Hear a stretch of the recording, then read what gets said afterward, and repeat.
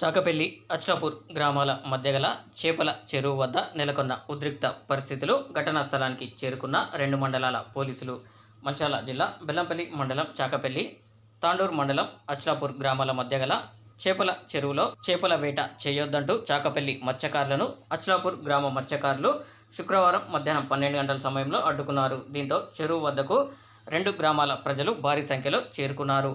దీంతో ఉద్రిక్త వాతావరణం నెలకొంది. ఘటనా స్థలానికి తాండూరు, బెల్లంపల్లి, తాళ్లగుజ్జాల పోలీసులు చేరుకొని పరిస్థితిని అదుపులోకి తీసుకొచ్చేందుకు ప్రయత్నిస్తున్నారు.